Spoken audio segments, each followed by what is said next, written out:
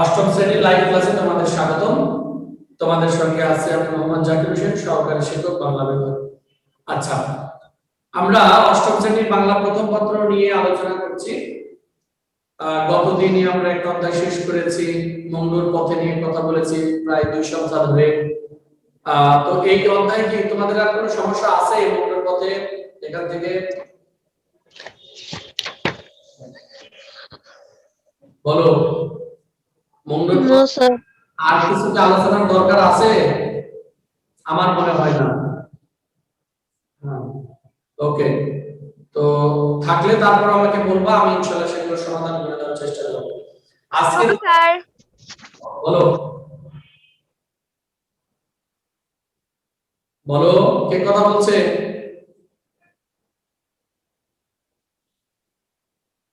আচ্ছা, তো আমরা তাহলে আজকে একটি নতুন অধ্যায় শুরু করি। আমরা প্রথম সেমিস্টার পরীক্ষার সর্বশেষ অধ্যায়ের বা সিলেবাসের সর্বশেষ একটি রয়েছে, সেটি হচ্ছে আজকে একটি আমরা কবিতা নিয়ে মূলত আলোচনা করব। সেই কবিতা হচ্ছে রূপাই কবিতা। রূপাই, হ্যাঁ, এই আল্লাহ লেখাতে একদম বোঝা যাচ্ছে না তো, নতুন কলমে লেখাতে বোঝা যাচ্ছে না, একটু বড় করে লিখি তাই না? এই যে দেখো,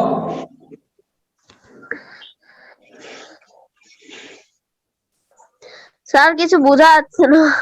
একদম যে নতুন কলম, নতুন কলমে লেখাতে কিছু দেখা যাচ্ছে না, তাই তো? আচ্ছা দেখি একটু, কই কই কই কই কই কই এই যে হচ্ছে।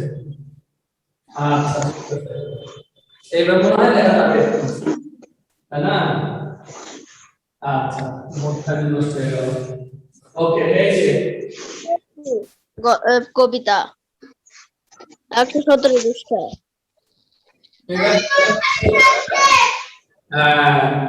আজকে আমরা এই জসীমউদ্দিন রচিত রূপাই কবিতা নিয়ে কথা বলবো ইনশাআল্লাহ।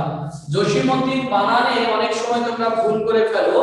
জসীমউদ্দিন বানানটা হবে দেখো, বর্গের জ শয় দীর্ঘই আর ন, হ্যাঁ, তারপরে একসঙ্গে কোনো স্পেস থাকবে না, রসও দয় হসত দয় দীর্ঘই আর দুটার ন। জসীমউদ্দিন কোনো স্পেস থাকবে না, ঠিক আছে? অনেকেই জসিম লিখে আবার স্পেস দিয়ে উদ্দিন লিখে না, আবার অনেকে উদ্দিন বানান এভাবে লিখে রসও দয় দীর্ঘই দুটা ন, এটা লিখে, এটাও হবে না। লেখকের নামের বানান যেটা লিখবে ঠিক আমরা সেটাই লিখবো, ঠিক আছে?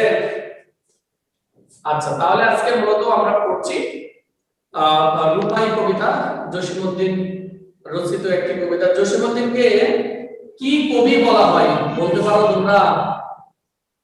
পল্লী কবি। স্যার পল্লী কবি। পল্লী কবি স্যার। জসীমউদ্দিনকে মূলত বলা হয় পল্লী কবি। পল্লী মানে গ্রামগঞ্জের আর কি।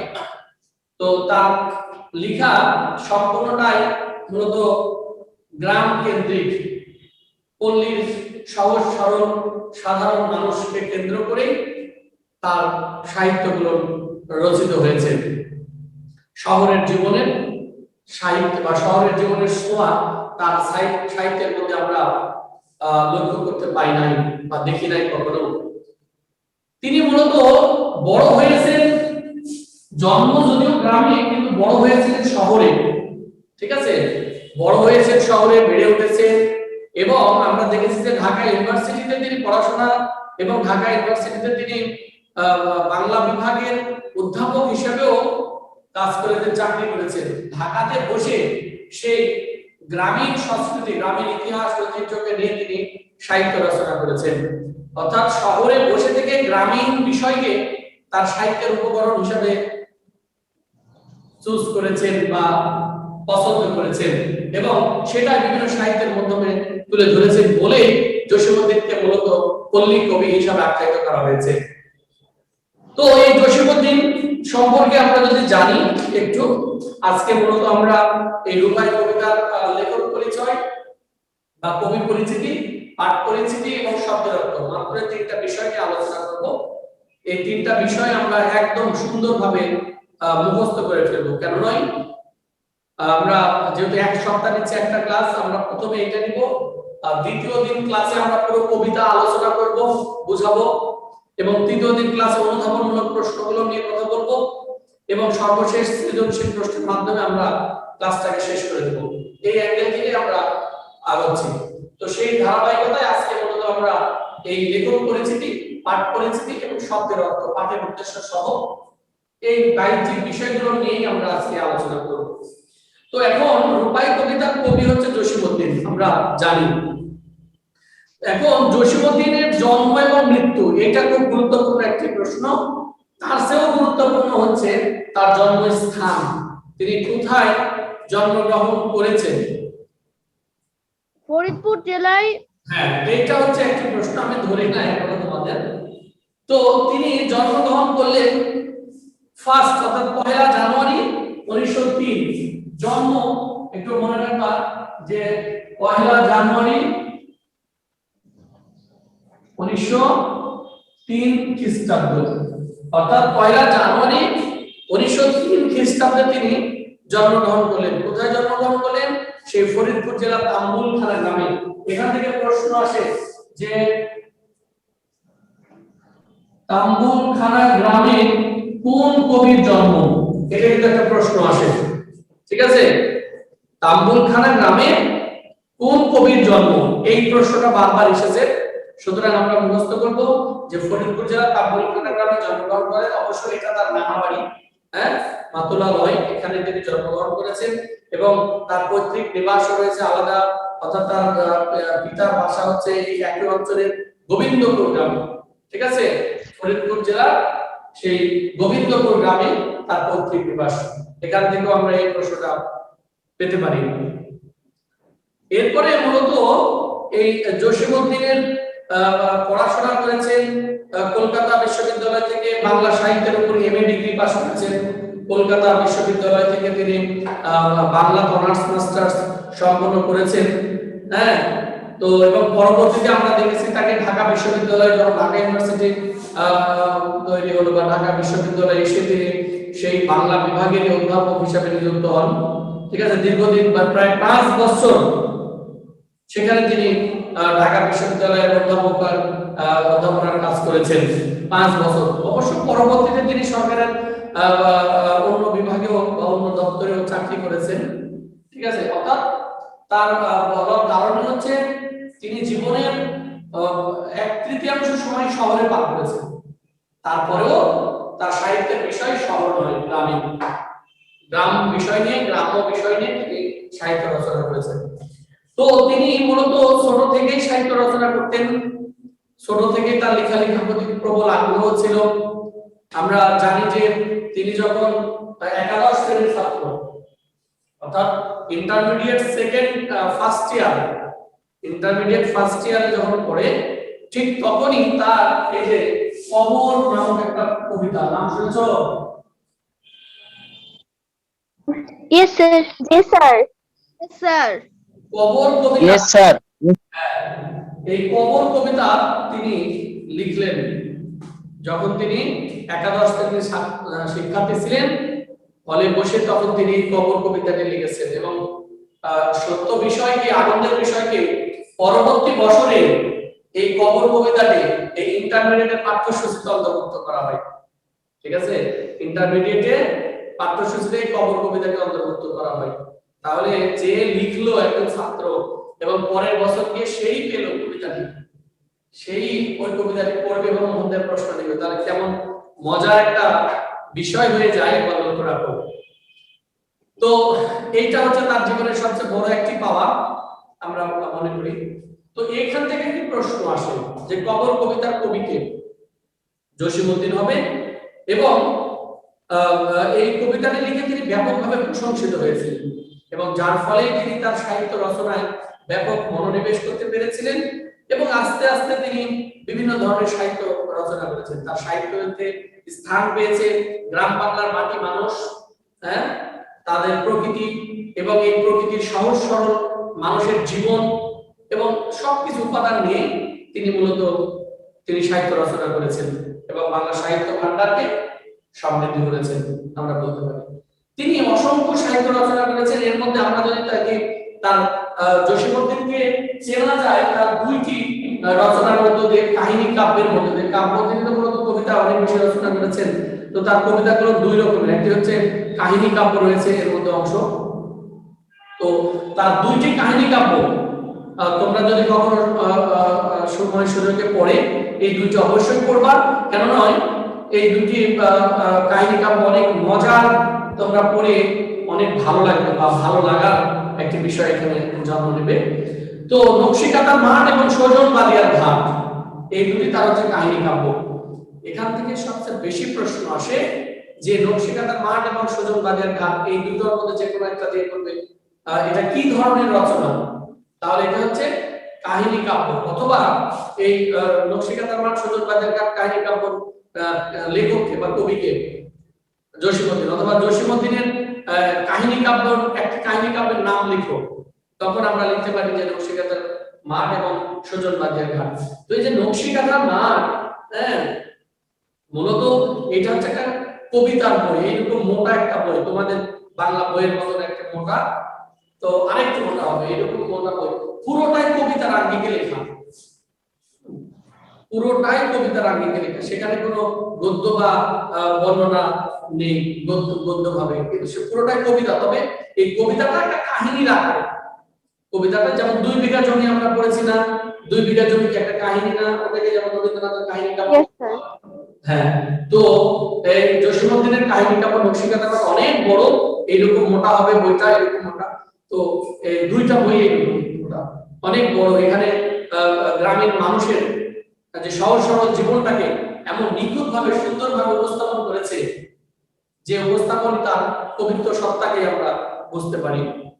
তো এই নকশিকাঁথার মাঠ কাহিনী কাব্য আর সজন বাদিয়ার ঘাট কাহিনী কাব্য তার খুব গুরুত্বপূর্ণ। এছাড়াও তার অনেক কাব্যগ্রন্থ, তার প্রথম কাব্যগ্রন্থ রাখালি, এটা পরীক্ষা আসে যে জসীমউদ্দিনের প্রথম কাব্যগ্রন্থের নাম কি, রাখালি, এইটা খুব গুরুত্বপূর্ণ। এটা একটা মনে রাখবা যে রাখালি, হ্যাঁ, জসীমউদ্দিনের প্রথম কাব্যগ্রন্থের নাম হচ্ছে রাখালি। এছাড়াও তার রয়েছে রাখালি রয়েছে, বালুচর রয়েছে, মাটির কান্না রয়েছে, এই ধরনের অসংখ্য কাব্যগ্রন্থ তার কাছ থেকে পাই। একটা এটা মনে রাখবা যে বেদের মিল, হ্যাঁ, বেদের মিল,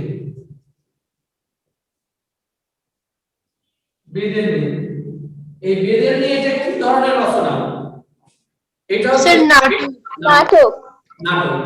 জসীমউদ্দিনের বা জসীমউদ্দিন রচিত নাটক, সেই নাটকের নামই হচ্ছে বেদের মিল। এইটাও একটা প্রশ্ন, বেদের মিল নাটক রচয়িতা কে, অথবা জসীমউদ্দিন রচিত নাটক কোনটি, তখন হবে বেদের মিল। হ্যাঁ, এরকম প্রশ্ন আমরা দেখতে পাই। এছাড়া আরো একটি প্রশ্ন আছে বোবা কাহিনী, এই যে বোবা কাহিনী,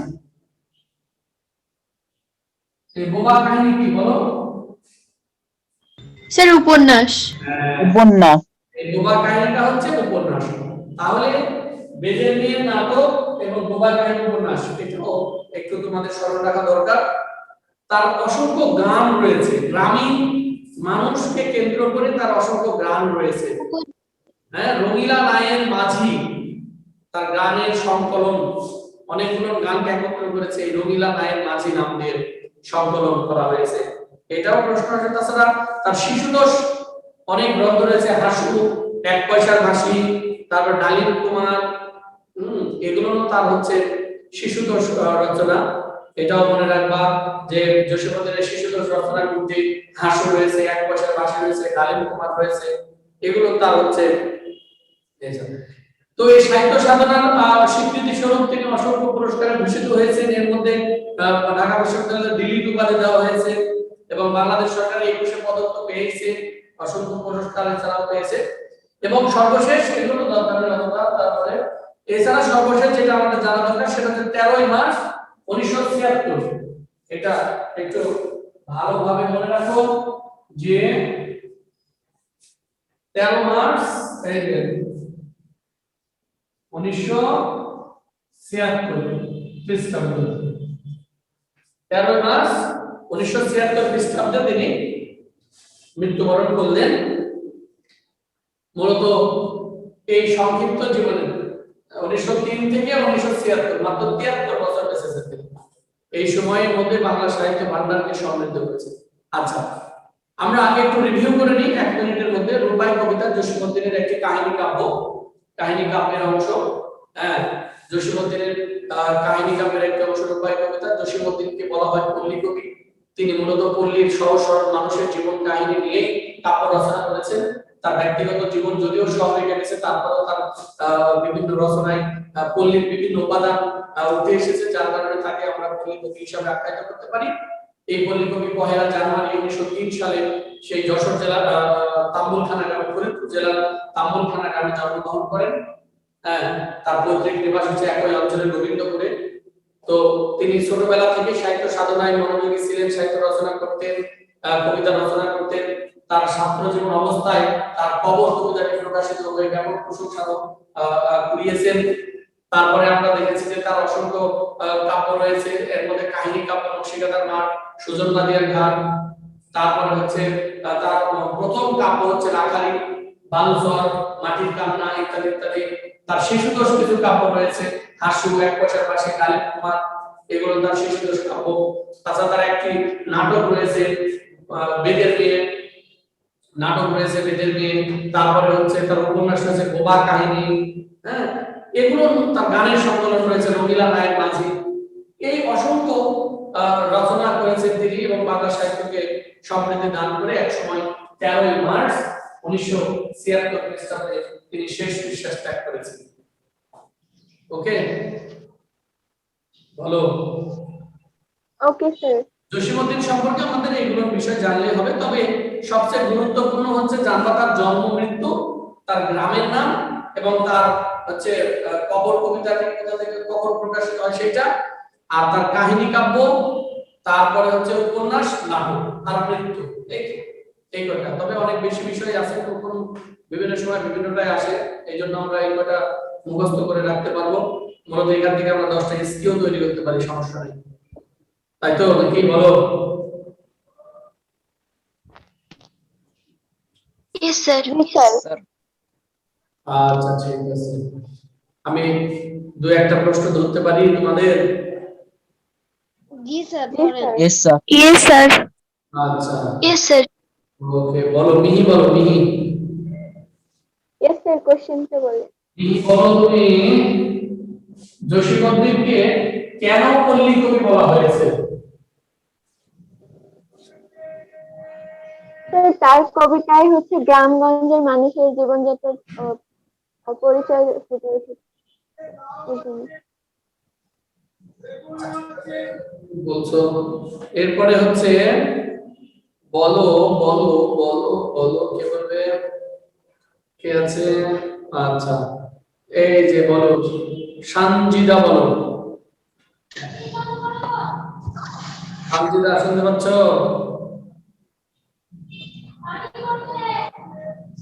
সানজিদা শুনতে পায় না না? আচ্ছা, স্নেহা বলো। স্নেহা শুনতে পাও আমাকে? পাও না? তাহলে কে শুনতে পাচ্ছে? হাফসা বলো। Yes sir. হ্যাঁ, স্যার, স্নেহা নামের কেউ তো নাই। এই যে কেউটা। আচ্ছা, আবার দেখতেছি, ঠিক আছে। হাফসা বলো, যদি হাফসা শুনতে পাচ্ছে। হাফসা তুমি বলো যে জসীমউদ্দিনের 2টা কাহিনী কাব্যের নাম বলেছি, 2টার নাম বলো। স্যার, নকশিকাঁথার মাঠ এবং সজন বাদিয়ার ঘাট। ওকে, তো মনে রাখবা এই নকশিকাঁথার মাঠ এবং সজনবাদের ঘাট তো দুটো আলাদা আলাদা। তো এই নকশিকাঁথার মাঠ অনেক বড় একটি কাব্য, সেখান থেকে একটু বর্ণনা, নায়কের রূপ বর্ণনা, অর্থাৎ নায়ক হচ্ছে নকশিকাঁথার মাঠের নায়ক হচ্ছে রূপাই, ঠিক আছে? এই নকশিকাঁথার মাঠ কাহিনী কাব্যের নায়ক হচ্ছে রূপাই এবং নায়িকা হচ্ছে তুলি। এই দুলি, হ্যাঁ, এই নায়ক রূপা এবং নায়িকা দুলি। তো এই নায়কের স্যার, নায়ক নায়িকাও আছে। নায়িকা আছে।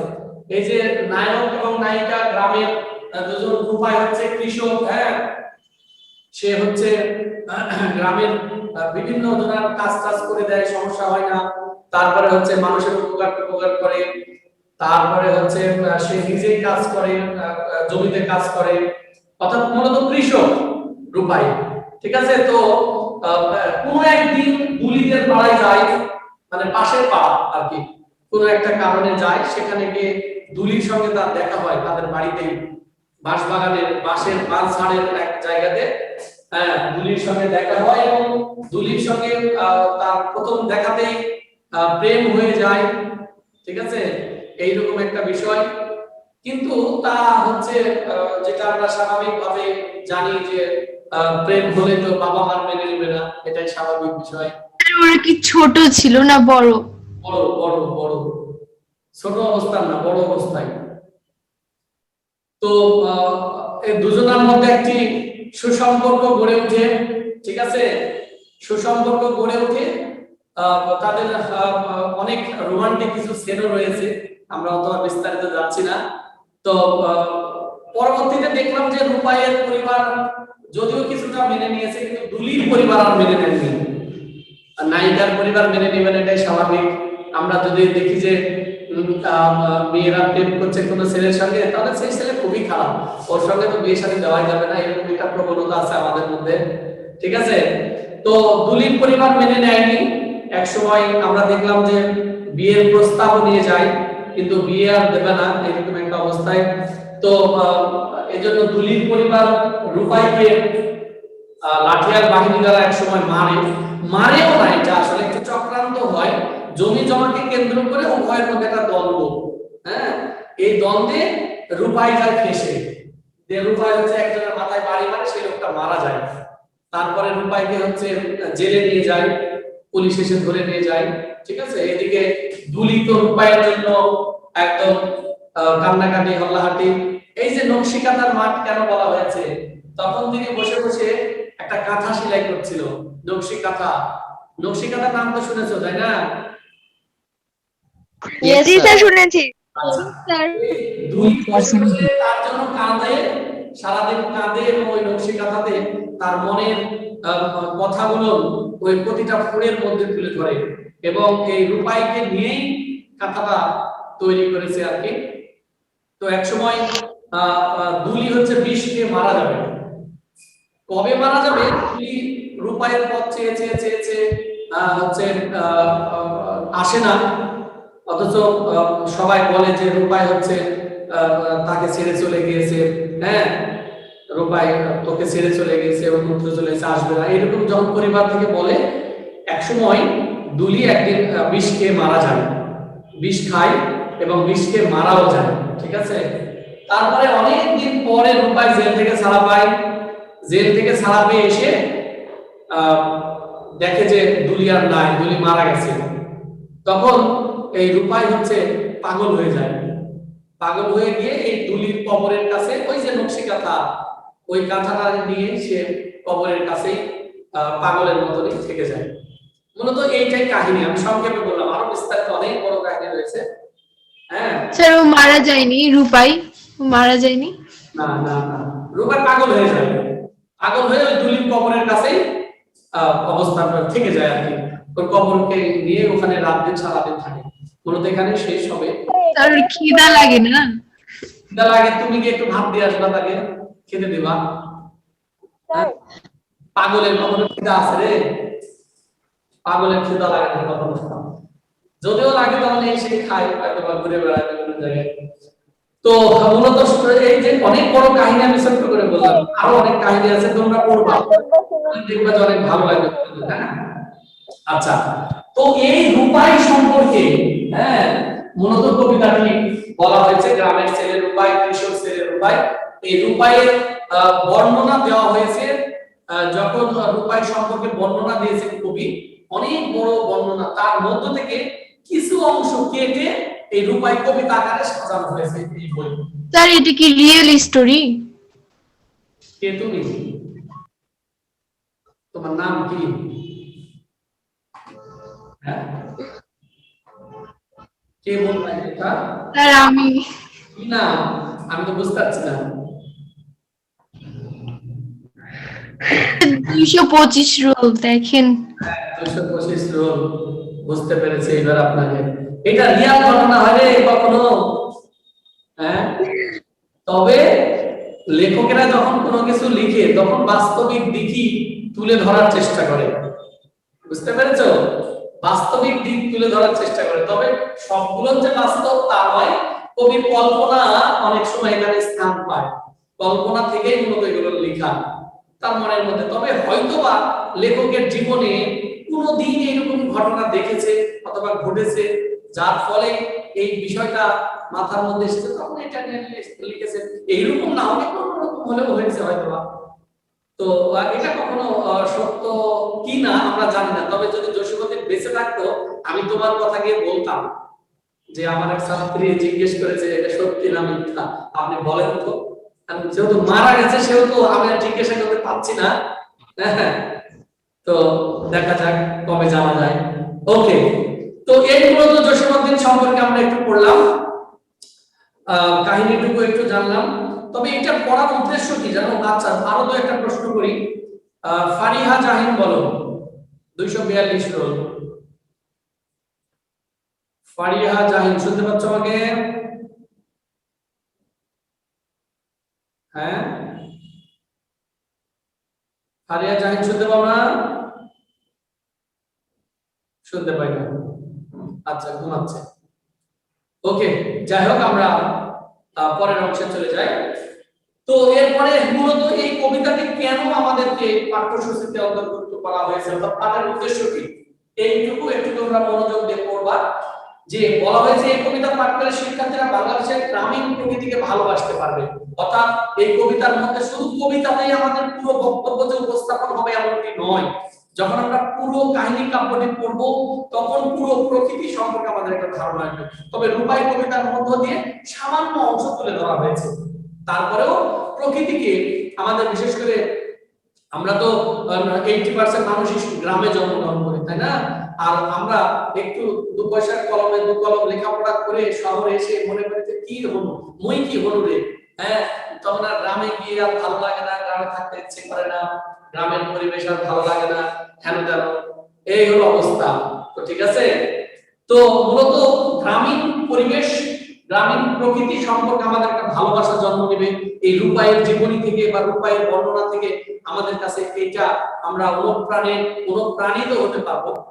তারপরে তার যে সৌন্দর্য, গ্রামীণ সৌন্দর্য, গ্রাম বাংলার যে অপরূপ রূপের সজ্জিত অবস্থায় থাকে সেই বিষয় সম্পর্কে আমরা জানতে পারবো। তারপরে এই যে গ্রামীণ যে কৃষক রয়েছে, কৃষকের শৈল্পিক রূপ অনুধাবন করতে পারবো আমরা এখান থেকে। একজন কৃষক কিভাবে পরিশ্রম করে, কাজ করে, কাজ করতে করতে তার কি হয়, তার গা কালো হয়ে যায়, রোদে পুড়ে বৃষ্টিতে ভিজে। এই যে এই বিষয়গুলো গ্রামীণ পরিবেশ এবং গ্রামীণ কৃষক সম্পর্কে আমরা একটা ধারণা পাবো। মূলত এই জন্যই এই রূপাই কবিতাটি আমাদের তুলে ধরা হয়েছে। ঠিক আছে, এটা পড়বো। এরপরে আমরা আরো একটা আলোচনা করবো শব্দের অর্থ নিয়ে। এখানে বেশ কিছু শব্দের অর্থ আছে, যে শব্দের অর্থগুলো খুব গুরুত্বপূর্ণ, তোমাদের জানা দরকার। এবং এই শব্দের অর্থ জানলে আমরা কিন্তু কবিতাকে ভালো বুঝতে পারবো। তো এর মধ্যে সব পড়ার দরকার নাই, সহজ সহজ যেগুলো রয়েছে অথবা গুরুত্বপূর্ণ সেগুলো নিয়ে একটু আমরা দেখবো। যেমন এখানে ভ্রমর তো রয়েছে, ভোমরা, আমরা গান শুনেছি ভ্রমর কইও গিয়া শ্রীকৃষ্ণ, তাই না? শুনেছে তো সবাই গানটা। আচ্ছা, তো এই ভ্রমর হচ্ছে ভোমরাকে বোঝানো হচ্ছে, অথবা ভীমরুল, গ্রামীণ ভাষায় বলা হয় ভীমরুল, বল্লা এটা। হ্যাঁ, তারপরে এখানে জালি লাউ বলা হবে, জালি মানে কচি, জালি লাউয়ের ডগা বলা হয়েছে তার হাতকে, জালি লাউয়ের ডগা বলা হবে রূপায়। তো জালি শব্দের অর্থ হচ্ছে কচি। শাওন মাস, এখানে শাওন মাস বলতে এখানে মূলত শ্রাবণ মাসকে বোঝানো হচ্ছে। আঞ্চলিক ভাষায়, গ্রামীণ ভাষায় কিন্তু লেখা এগুলো। হ্যাঁ, তো আঞ্চলিক নয়, ঠিক গ্রামীণ ভাষায় লেখা। গ্রামের সেই সহজ সরল ভাষাগুলোকে, অর্থাৎ গ্রামের যে ভাষাগুলোর ব্যবহার হয় সেই ভাষাগুলোকে কিন্তু এখানে উপস্থাপন করেছে। তারপরে হচ্ছে কালো দাঁত, মানে যে কালো দাঁত বলতে গেলে দোয়াতের কালিকে বুঝিয়েছে। হ্যাঁ, দোয়াতের কালি যেমন কালো, ঠিক মাথার চুল যেমন কালো, চোখের মনি যেমন কালো, ঠিক রূপাইটাও সেরকম কালো। আর বলা হয়েছে এই কালোই হচ্ছে জগতের আলো। আমরা পড়বো যখন কবিতা তখন আরো ভালো বুঝতে পারবো। এখানে রামধনুকের হার একটা কথা আমরা পাবো। এখানে রামধনুকের হার বলতে যে অর্ধবৃত্তাকার রংধনুকে গলার হার হিসাবে কল্পনা হচ্ছে। যখন রংধনু আমরা রেইনবো যখন দেখি তখন মূলত আকাশে এইভাবে এইরকম ভাবে দেখা যায় না, বলতো? ঠিক এইভাবে দেখা যায়। তো বাঁকা একটা গলার হাড়ের সঙ্গে তুলনা করা হয়েছে, যে গলার হাড়। তো এটা মূলত রংধনু যে বাঁকা হাড় সেটার সঙ্গে তুলনা করা হয়েছে, কল্পনা করা হয়েছে গলার হাড়ের সঙ্গে। এরপরে গর্ব গর্ব অহংকার আমরা পড়েছি। তারপরে হচ্ছে বৃন্দাবন একটা শব্দ পাবো। বৃন্দাবনের নাম আমরা সকলে জানি, মথুরার নিকটবর্তী হিন্দুদের তীর্থস্থান। এটা এক কথায় মথুরার কাছাকাছি হিন্দুদের মূলত তীর্থস্থানকে বলা হয় মথুরা। তবে এখানে মূলত রাধা কৃষ্ণের প্রণয় লীলা বা প্রণয় লীলার স্থান, এটাও আমরা জানি। রাধা এবং কৃষ্ণ দুজন যেখানে মিলিত হয় বা প্রণয় লীলা যেখানে করে, অর্থাৎ দুজন যেখানে একসাথে অবস্থান করে, ঠিক সেই জায়গাটাকে বলা হয়েছে মথুরা, বৃন্দাবন। ঠিক আছে, এটা একটা বিষয়। তারপরে আমরা এখান থেকে আরো পাবো স্নান শব্দ, তো স্নান করা, গোসল করা। এটা একটা উজ্জ্বল শব্দ, তো আমরা জানি।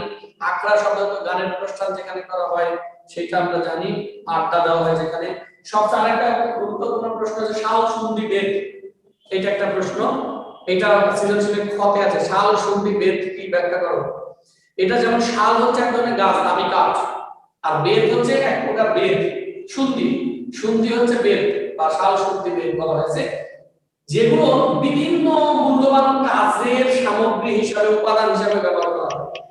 ঠিক আছে, তো এই রূপাইকে শাল সন্ধি বেদের সঙ্গে তুলনা করা হয়েছে। রূপাই হচ্ছে জগতের সব কাজ সে পারে, সব ধরনের কাজে সে পারদর্শী, এই জন্য রূপাইকে বলা হয় শাল সন্ধি বেদ। আমরা বিশ্লেষণে আরো সুন্দরভাবে বলতে পারবো। এরপরে পাগাল একটা শব্দ পাবো আমরা, পাগাল। পাগাল মানে পাগল কেউ বলবো, পাগাল হচ্ছে ইস্পাত, ঠিক আছে, লোহা। আর একটা জারিগান্ত পাবো আমরা, লোকগীতি অথবা কারবালার যে ঘটনা আমরা জানি, 10 মুহররম। 10 মুহররমে কারবালার প্রান্তরে ইমাম হোসেন এবং হাসান যেভাবে মৃত্যুবরণ করেছেন এবং তার পরিবারের যে আহাজারি কান্না, এই আহাজারিকে কেন্দ্র করে, শোকাবহ ঘটনাকে কেন্দ্র করে গান রচনা করা হয়েছে ছন্দবদ্ধ ভাবে। সেই ছন্দবদ্ধ গানকে বলা হবে জারি গান। অর্থাৎ সেই ইমাম হাসান এবং হোসেনের কে ঘটনাকে কেন্দ্র করে গান রচনা যেটা করা হয়েছে সেটাকে মূলত বলা হয় জারি গান। তো এই শব্দের অর্থগুলো একটু দেখবা, এখানে অনেক শব্দের অর্থ রয়েছে। শব্দের অর্থ শুধু পরীক্ষায় আসবে এই জন্য দেখবো না, আমরা কবিতা পড়তে গিয়ে শব্দগুলো দরকার হবে, কারণ এগুলো একটু নতুন শব্দ রয়েছে, এগুলো তোমাদের দরকার হবে। তো এই ছিল মূলত আজকে শব্দের অর্থগুলো। আমরা আজকে আলোচনা করলাম রূপাই কবিতা জসীমউদ্দীনের নকশিকাঁথা পাঠ কাহিনী কাব্যের একটি ছোট্ট অংশ, মূলত রূপাই কবিতা। এই কবিতায় আমরা জসীমউদ্দীন সম্পর্কে জানলাম, এই কবিতা পাঠ করার উদ্দেশ্য সম্পর্কে জানলাম, এবং কবি পরিচিতি শব্দের অর্থ জানলাম, এবং পাঠ পরিস্থিতি হিসাবে মূলত আমরা এই মূল নকশিকাঁথার পাঠের ঘটনাটুকু জানলাম।